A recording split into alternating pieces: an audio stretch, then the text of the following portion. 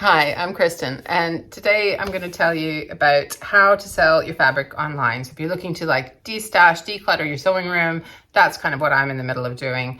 And so I've been selling fabric, notions, tools that I'm not going to use online. So I'll show you where I sold it, how much I made, and kind of any tips I have for how to do that well.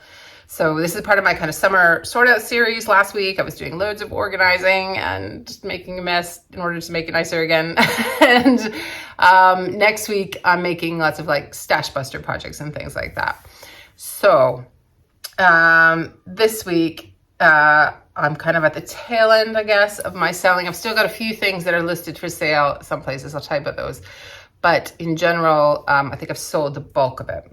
So I made, let me just check. Yeah, $432. So I've done the conversion from pounds for this one.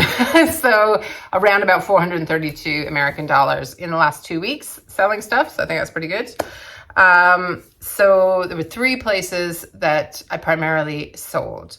Facebook, Destash groups, eBay, and Etsy. So I'll go through each of those and kind of explain how it works and what I made where and any tips and things like that. So when I did my sort out, I had this box of stuff I was going to sell. And what I did first was take pictures, obviously, because you have to show people what they can buy. You don't need to be a professional photographer. You just need to try and light your object as well as you can. So either put a light above it or do it in front of a window or something on a sunny day. Use a background that's going to make it easy to see your item. So don't put a white item on a white background. I often use a cutting mat, or you can use a wooden table or a wooden floor or something like that can be good as well. And maybe have a think about how you're going to group the items to sell first. You might want to take photos of things individually and then also in groups if you're going to sell them as a bundle. So just have a think about that before you spend a whole lot of time taking your photos. But I started off first, before I listed it anywhere like eBay or Etsy and that, I started off with the Facebook Destash group. So I've talked about these before in my video, 9 ways to buy cheap quilting fabric online. So I will put a link to that somewhere. But if you're not in one, basically, if you go into Facebook and you search in the groups tab, fabric destash, fabric sell, fabric swap, words like that, you'll probably find one in your area. I'm obviously in UK ones, but there will be American ones, I'm sure. So anyway, you go in there, you have to put up pictures, obviously, of your items. Sometimes there's a limit to how many pictures you're allowed to put up. And then you list the price and the postage and just be really clear about all that. This is a really quick way. The pros of this, it's a really quick way to sell some stuff. Most of the stuff that I sold on the Destash group was on the first morning that I posted, because you put it up and then people see it and it's at the top of the feed. So it can be difficult for the things that don't sell right away. That's the main downside. But the main drawback of the Destash groups is a little chaotic. There's a bit of an admin headache because basically how it works is people pay you via PayPal. So you need a PayPal account. They need a PayPal account in general. You can do it other ways, but you need the PayPal protection is what makes this kind of okay and not sketch, right? So because you can, if you're a buyer on PayPal and you pay and someone doesn't send you something, you can get that money back, right? Okay, anyway, so basically, you take the photos of your items, and what I do and what a lot of people do is put I'll put a picture up somewhere, but you put a sticker or a Post-it or something with either letters or numbers on the items, so that in your post, when you list the prices and the names of things, if you know the names of the fabrics, which also always helps, and the individual prices, if they're not all priced the same, it just makes it clearer for people what they're asking to buy, But generally, the person who's going to buy would leave a comment saying, I'm interested in B, C, and G, whatever you've labeled your items. And then they usually, the seller asks them to private message them with their PayPal email, and then you send a payment request, which is really easy. If you've never done it, there'll be instructions in PayPal, and it's really straightforward. And then once they pay, obviously don't post it until they paid you. But yeah, and you get their address from PayPal as well. But sometimes you need to double check that that's actually the address they want you to send it to. But anyway, so this is where we get into the admin, right? So then there can be people commenting, asking about this one. So just take a note, just keep a note of what people have said they wanted, who's paid, who's not. And what I do is as soon as someone's paid, I'll like take the item and move it over to an area of the room next to like the envelopes or the tape and stuff. And then I have them like set out, ready to go kind of thing. So in the destash groups, it was 2 or 3 destash groups. I made 99 pounds. So I sold some fabric panels, for £5. So there was some cat panels and some panels that were like home sweet home kind of things that were about £5. I think the cat panels I sold in a remnant, or bought in a remnant sale, and I used a bunch of them for like kids reading pillows. And I've done a video where I was practicing free motion on a couple of them, but I was kind of bored of them, so I didn't want to use the other ones. So I decided to sell those. And then the home panel was like from a Lucky Dip or something, and I never would have bought it myself. So that was, I sold that for £5. I've taken the postage out of this, because that just gets confusing. So there was some postage costs on top of that. I sold my AccuQuilt value die, which I had 2 of, for £20, and a Halloween themed Moda scrap bag for £11. They retail for about £14 here. So the person was getting a deal, but I was getting rid of it and I wasn't going to use it. Some June Taylor bibs I sold for, it's like the batting it's quilt as you go batting for baby bibs. And I thought I would want to make them, but I'd never choose to do it. So it's for £7. I don't know how much I paid for that, but I think I didn't pay full price because I don't usually. So I think I bought that somewhere else too, but I never used it.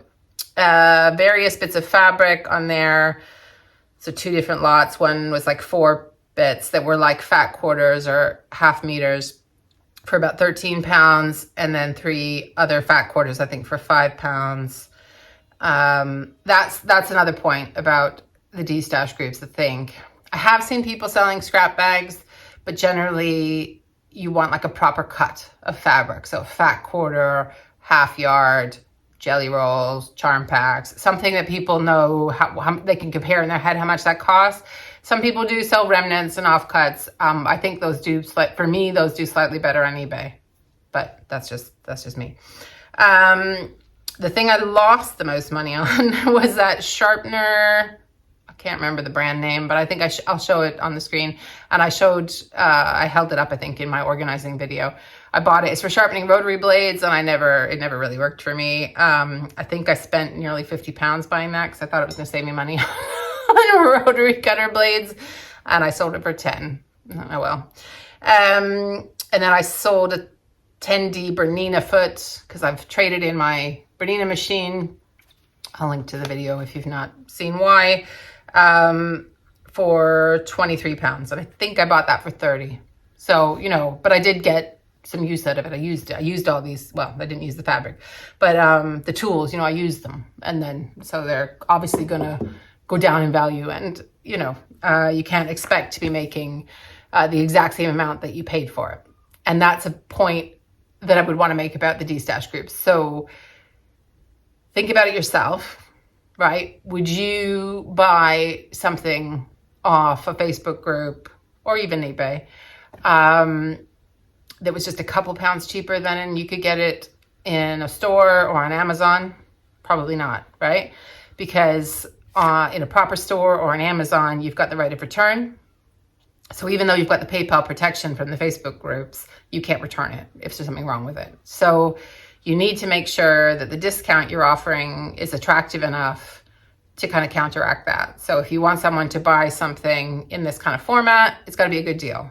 So don't expect to be able to sell your fat quarters for the same thing you would buy a fat quarter for in a shop.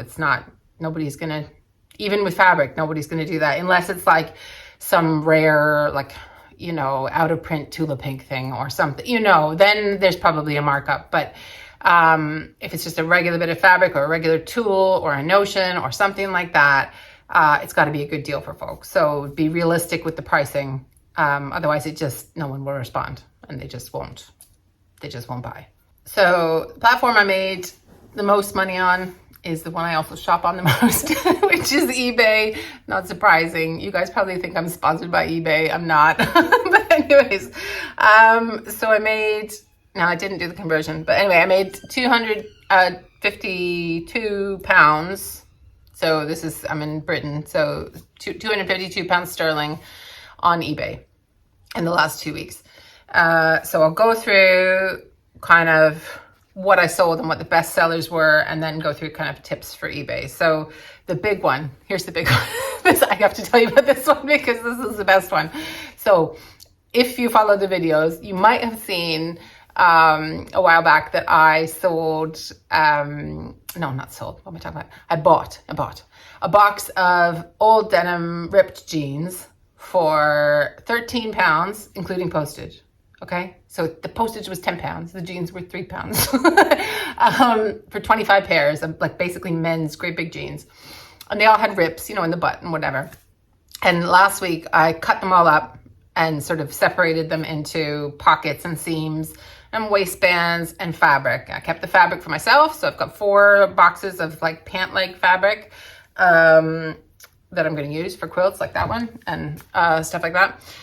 Also out of that bundle, so some of it is in there. Some of those were different jeans, but some of those were from that. But my husband found a pair of jeans that weren't ripped in the bundle that fits him, so he's got new jeans. I found a pair of jeans that needs a little bit of mending, but not much, that fits me. So we got 2 pairs of jeans. Remember, I paid 13 pounds. So I don't know what that is American, but let's just say it's $20. I don't even think it's that much. I think the conversion rate's a bit less than that, but let's say it's $20. So 2 pairs of jeans, 1 pair of jeans each, right? Plus I've already made part of a quilt with it. And what was it? Okay, yeah, and there was another pair of jeans that wasn't ripped. So I put those on eBay as they were because someone else could wear them. Now they didn't sell for very much. So they sold for 99p, so like a pound, a couple bucks. But the pockets, okay? People are buying the pockets. So I've put them in lots of 10 because that's what people seem to be doing on eBay of pockets. So I sold one for £12.99, a lot of 10, right? And that was, but I offered free postage. So it's more like 10 pounds, $9.50, something like that. But I paid 13 pounds for the box, and that's only 10 pockets, and I have 100 pockets. So, and then somebody else messaged, and they did eBay, you can offer people, and so they offered me 10 pounds for it. So I took that. So minus the postage. So let's say we're at 15, 16 pounds for the 2 lots of pockets, right? So 2 lots of pockets. I got 16 pounds. I paid 13 pounds for the box. Still got 80 pockets left. I think I'm going to do well. So, I mean, it was a lot of work to cut up all the jeans. I'm not going to lie. But anyway, so that was my big, the seams, I think, are going to take a lot longer to sell. The waistbands are going to take a lot longer to sell. So anyway, so jeans were a good one. What else? June Taylor, Quilt As You Go placemat. I went through a thing of buying her stuff thinking I was going to make all these things, and then I never made them. Sold for £10.51. The big one on eBay was I sold to the same lady. It was 2 different listings, but the same lady bought my Bernina horn table cutout. So I have a horn quilter's delight table, and you get the sort of, I keep calling it plexiglass. I don't even know if that's what it is, but the clear kind of cutout that makes it a flatbed, which I think I bought probably for about 70 something pounds, and I sold it for like 40. So I lost some money, but I was using it. I used it for almost a year. And then the ruler foot she also bought, so the Bernina ruler foot. And so the total together, so she must have bought that for $36.99 because the total was $76.99 that she paid for the 2 of those. And I know the ruler foot's like 95 pounds. So I definitely lost some money there, and she got a good deal, but I got it gone and I got it sold. A box of Coats Moon thread, because I've been kind of shifting the thread that I'm using So I sold that for $22.73. I sold 32 jelly roll strips that I wasn't using for £9. And then various other, I kind of bundled the other fabric into sort of lots. So I had one with a bunch of fat quarters that were, some of them were poly cotton and some of them were cotton. It was kind of a mix that I'd probably gotten really cheaply in something else. So I sold a lot of 19 of those for £10. So really good deal for somebody, but also I was just not going to use them, right? And then I bundled some of the other lots into kind of, you know, florals or Christmas things or animal prints or stuff that people could search, right? So that's the thing with eBay. And those all sold for around the £5 mark. But again, like otherwise I'm not going to find someone who's going to want that. I don't think they would have sold on the destashed groups at all. And so you just never know with eBay. So some of the stuff sold for not very much, like 99p for a fat quarter or a tool or something like this. But I also charge postage. So I'm not out of pocket. I'm still making a small amount or getting back a small amount. Not making, it's not profit because I probably paid more. But anyway, and it's going to someone who actually wants to use it. It's actually going to use it. And it's not cluttering my space and I'm not going to throw it out and all of that good stuff. The main tips for eBay is to think of it like Google, right? So this is like a search engine, right? You if you've ever shopped on eBay or even just Amazon, you know you have to search for what it is you want. So in the title on eBay, you have to use the keywords. That's what you call a word that somebody searches on the internet. Keywords that you think people are going to use to try and find your item. So, and you need to put it in the title because although there is an option to click search description, most people don't know where that is and they don't tick it. So the only thing eBay is looking for about whether or not they're going to show your listing to somebody is what's in the title. And you've got 80 characters. So if you're selling, so I was, for example, I was selling 2 Tim Holtz fat quarters. So I needed to put his name because that's a designer that some people know. I needed to put fat quarters. I needed to put cotton fabric and probably quilting, sewing, words like that. So things like that you need to put in the title. And it doesn't have to make a whole lot of sense, right? So you can go to Tim Holtz, fat quarters, put the fabric line if you know the name of it. I can't remember what this one was, electric something or other.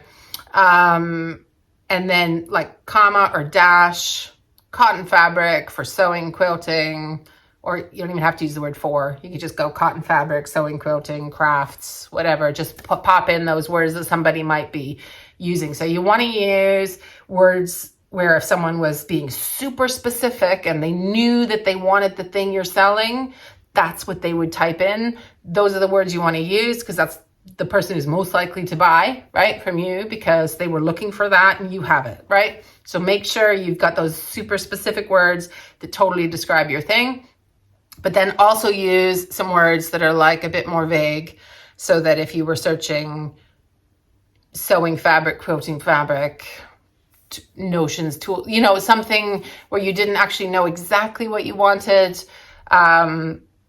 but if they saw yours, it might be just about right. So I call those kind of use case keywords. Okay, so like, what are you going to use it for? So if the thing you are selling, like this isn't so much an example for destashing, but if the thing you're selling is for best thing for a birthday gift, like someone would only use it to give it as a gift, then make sure you put birthday gift or something in the keyword, you know what I mean? In the title. I hope that makes sense. But anyway, like what could they use it for? And then what is it? And make sure you say what it is. As the specific one is probably the main thing.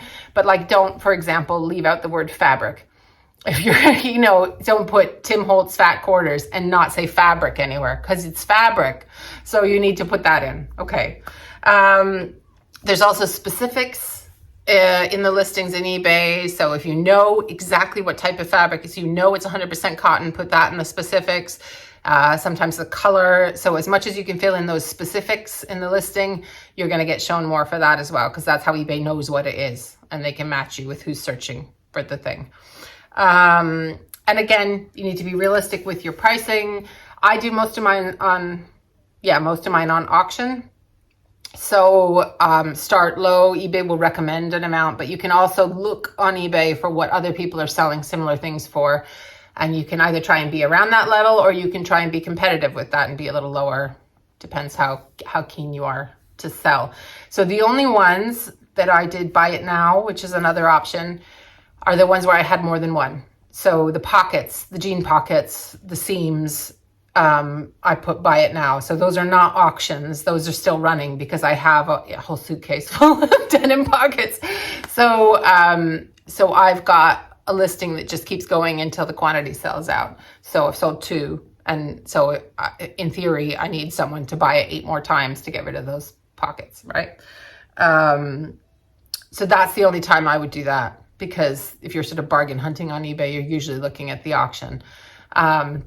And if you start low, sometimes you end up selling low, so you got to kind of be okay with that. And sometimes it just flies off and you're all amazed by how much somebody paid for something. You can set a reserve for things, but it does put people off. I mean, so unless it's something big and expensive, like, you know, and you can end a listing if you change your mind, even if someone's bid, it's not a big deal. Like, they'll be disappointed. You might lose a little selling fee or something, but yeah. And they're usually the listings are free to put up, and then there's like a transaction fee at the end from eBay, but you wouldn't have found these people otherwise. And I definitely sold more on eBay than I did on the Destash group. So I think the little fees are worth it in order to get in front of those people to sell the stuff. Now, the last place that I'm selling stuff is Etsy. And I'm not going to recommend that for everybody, especially if it's like one-off items and you're really just destashing one thing or one of everything. So if you just have like one fat quarter of something, then there's not much point, I don't think, going on Etsy. If you had like a great big bolt of fabric that you wanted to destash and you didn't think anyone wanted to buy the whole bolt and you wanted to sell it by the yard or something, then that might be an idea. What I have for sale on Etsy is the pockets again. So the same pockets that are on eBay, you can list it in more than one place. Seams, waistbands, all that stuff. Because those are going to be long running listings. And then I've also got a listing for like a scrap bag. So cotton scrap bag, and I've got different weights. So I'm doing that because if I tried to list every little bit of scrap or tried to bundle them all, I'd be listing forever on eBay, and there's a time payoff, kind of like I'm okay doing a whole bunch of listings this week because I'm doing a destash thing, but I don't want to do it all the time. So I've put that up for bits and pieces that didn't sell on eBay or whatever. And I'm also gonna keep that running, I think, for a little bit. So I've sold one of those, 4 pounds for, I can't remember what this, 200 grams, I think, of scrap fabric that I've sent to them. And I'm going to keep it up and then use it as a kind of like a destash prompt. So when somebody buys, I have to find 200 grams of fabric to give away. I'm not going to give away because they've given me money, but you know what I mean, to clear out of my sewing room. Now, obviously, if I started selling 2 or 3 a day and I was like, where's my fabric going? Then I would just take the listing down. But but anyway, that's what I'm going to do with that. So it doesn't cost anything to open up an Etsy store. I have one already because I'm kind of thinking of putting out some quilt patterns and things like that. So I had the store already and I'd sold some scrap bags in the past, but it's not hard to set up at all. And you don't need to be registered as a business. You don't need to be any of that. It's fine. There's a listing fee of 20p here. So it's probably around 20 cents or something like that in the States. For each listing that you put up, and every time it renews after a certain amount of time. And then there's some other fees. Let me see, there's a 5% transaction fee, and then there's like processing fees and delivery fees. And if you use the advertising on the platform, which is optional, you don't have to do it. And I'm not doing it right now for these listings. You only pay if somebody sells on the back of clicking on your ad. So it's actually a really good way of advertising. So you're not you shouldn't lose a lot of money in that. But anyways, I'm not doing it. because I don't want loads of, it just sounds ridiculous. I don't want loads of orders. I just want them to kind of slowly be there. And if somebody wants it, then I'll pack it up for them, kind of thing. So I'm not advertising. But yeah, as I say, Etsy is good because it's a popular search engine. So in the same way that people would go to Amazon or something like that, a certain kind of type of person goes to Etsy instead. And they search, and you know, you can get in front of people who were not going to find you in other places, right? So you can make sales you otherwise wouldn't have made, which is why I think the fees are worth it. I know some people go on about the Etsy fees, but they're putting you in front of people. There's always a cost to that. That's what advertising is in any business. Now, if you're just destashing your sewing room, you're not running a business. So don't worry about it. And you don't have to list on Etsy.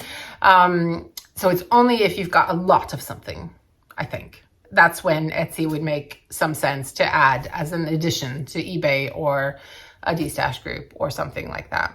If you are going to put up a listing on Etsy, you need to think about the words you're using, not only in the title, but also in your description. And then also on the back end of the listing, you're going to find an area that says tags. You've got 13 tags per listing, and that's another way to sort of feed keywords to the Etsy search engine. So make sure you fill those in with things that are the most logical for what you're selling. If you were running a proper business, there are tools that help you figure out what tags to use, but just use common sense. What could someone be searching? And you'll probably do all right. So that's my last one that I've used. The other one, if you've got fabric, especially like designer fabric and things that people would recognize, then the other one that might be worth having a look at if you're in the States is Feel Good Fibres. Again, I talked about that in my 9 ways to buy cheap fabric video, and it's the one that I wish I could use. I've never used it. I've never sold on it. I've never bought on it because it doesn't ship to the UK. But anyways, it's basically like a mini eBay thing, but only for fabric. So it's people buying and selling their fabric. So it might be an option if you're in the States. Check it out. So top tips, I would say, for selling anywhere is take good photos. So make sure they're just lit well. Keywords. So like, what is someone going to call this? You know, most often that's the word you need to use, especially on eBay or Etsy. In the destash groups, be super clear about how much things are, what it is, keep notes. And then the main one in all of them is just be realistic about your pricing. Because otherwise it's just not going to sell and you're going to be frustrated. Postage is the other one. If you can do free postage, if you can figure out how to build that into your price without the price seeming too high, that can be a good thing to do because people like free postage. And also post on time, you know, especially if you're going to be doing a lot of selling on eBay or on Etsy or something like that. You know, people leave reviews, so you don't want to be slow in posting and then get bad reviews, and then nobody will buy your listings in the future. Obviously, if you're just doing a one-off, maybe you don't care, but but if you're gonna like use this as a regular thing, just make sure to post things on time. So I hope you have fun destashing and selling. I was really pleased with, you know, how much I've made so far, and also how much space I've cleared from selling the stuff. And also even the ones where I kind of lost money or, you know, didn't make very much. I kind of like that it's gone to someone who at least liked it enough to pay 99p for it. You know, like if you paid for it, anything for it, you're more likely to use it. You're not going to throw it out. Not that I was going to throw it out, but it was going to take up space, right? So I just like the idea of kind of things moving to someone who values it more than I value it, if that makes sense. So anyway, if you like this video, found it helpful, please do leave me a comment. Let me know what you thought. And do subscribe and hit the bell for notifications if you want to know next time I post. And thanks so much for spending time with me. Bye.